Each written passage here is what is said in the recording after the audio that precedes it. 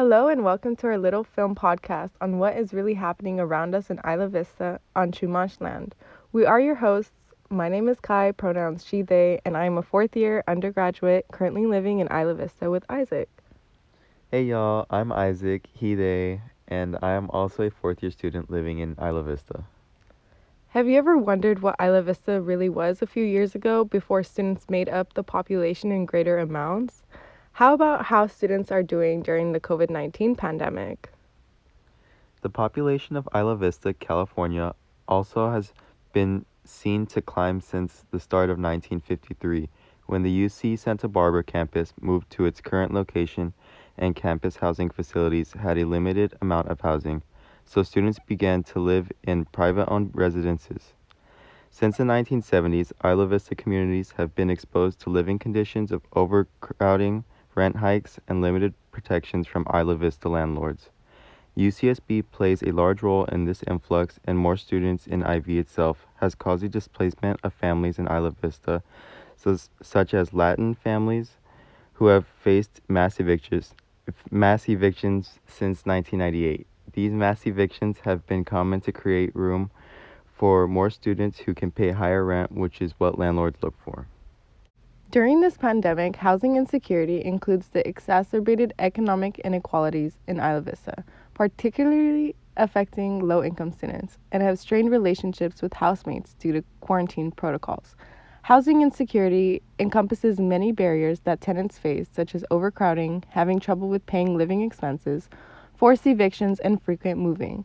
Before COVID-19, there has always been a lack of access to affordable housing in Isla Vista, and it serves as a barrier in higher education, especially for low-income students.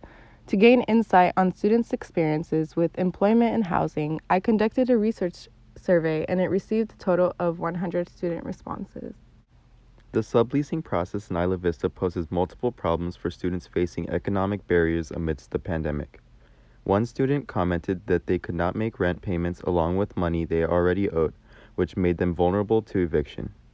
Other students struggled to afford rent along with other COVID-19 financial burdens such as job loss and dealing with the pandemic's effect on mental health.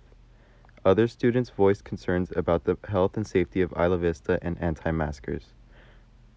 Almost 70% of students would not be able to quarantine according to CDC guidelines if they had been exposed to COVID-19. This reflects the implications of housing occupancy during the pandemic and how the inability to quarantine can increase people's exposure to COVID-19.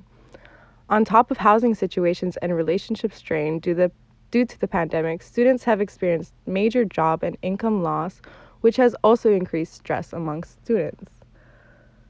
Since the start of the pandemic, 68% of students reported losing employment income, and 62% of students said that it was their main source of income before COVID-19.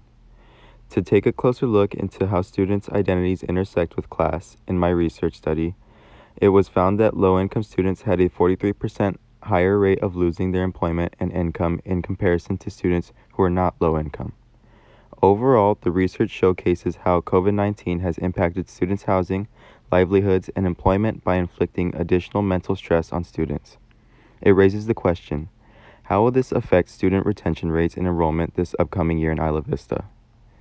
With things are looking up with vaccinations becoming more available after a whole year since COVID-19 first hit last spring, any future measures that will be taken to find ways to mitigate the transition back to in-person schooling should keep these housing and financial barriers in mind. Learning about these new impacts on housing from the survey allows us to learn how we can better support low-income students who may be facing complex experiences during COVID-19. Housing insecurity in IV requires more creative and resourceful solutions to accurately reflect low-income students' actual needs during the pandemic. And to also bring light to a current issue of COVID-19 on the houseless community right now in IV Rexon Park District has decided to vote yes to a June 1st eviction of the residents of People's Park, despite overwhelming community opposition. The community is being forced to leave during a pandemic, being the third time this encampment sweep has happened in IV to this community. So in support of our houseless community and to preserve the People's Park camp, occupy People's Park June 1st in opposition to the sweeps.